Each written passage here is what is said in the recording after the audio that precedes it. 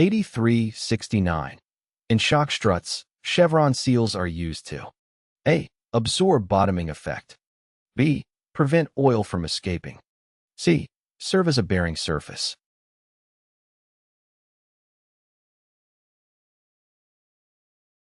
The correct answer is B. Chevron seals are used to prevent oil from escaping from the shock strut. They are used in the piston and the cylinder of the shock strut to create a seal and prevent leakage of hydraulic fluid. Q8370. On most aircraft, the oil level of an air and oil shock strut is checked by A. Removing the oil filler plug and inserting a gauge. B. Measuring the length of the strut extension with a certain air pressure in the strut. C. Releasing the air and seeing that the oil is to the level of the filler plug.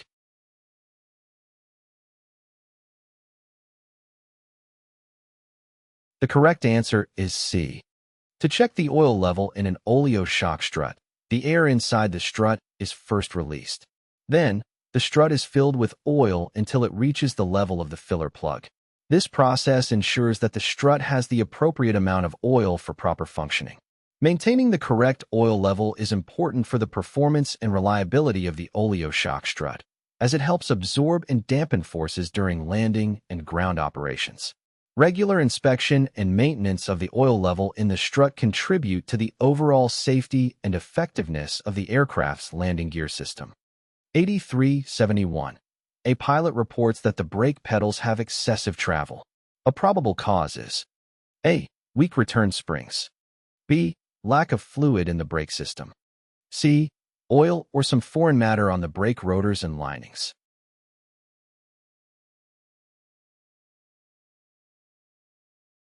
The correct answer is B.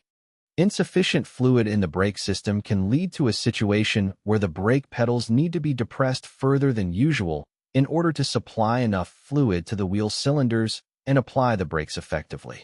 This occurs because the brake system relies on hydraulic pressure to transmit force from the brake pedals to the brake components. When there is a low fluid level, there is a reduced amount of fluid available to generate the necessary hydraulic pressure, resulting in a longer pedal travel to achieve the desired braking action. It is important to regularly check and maintain the fluid level in the brake system to ensure optimal brake performance and safety. Q8372. When will a continuous horn provide a warning in the cockpit? A. When the throttle is retarded and gear is not down and locked. B. When the throttle is advanced and gear is down and locked. C. When the throttle is retarded and gear is down and locked.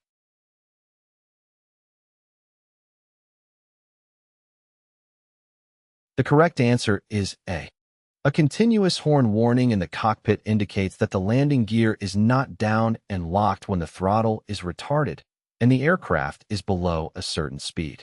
This is a safety feature to prevent gear-up landings. Q8373. An electric motor used to raise and lower a landing gear would most likely be A. Shunt field series wound motor. B. Split field shunt wound motor. C. Split field series wound motor.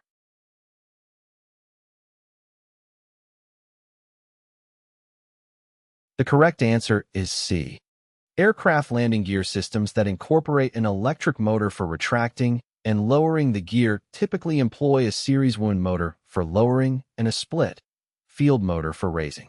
The series wound motor provides high starting torque, allowing it to overcome initial resistance and lower the gear smoothly. In contrast, the split field motor offers controlled movement and precise positioning during gear retraction. This combination of motor types ensures efficient and safe operation of the landing gear during both lowering and raising procedures.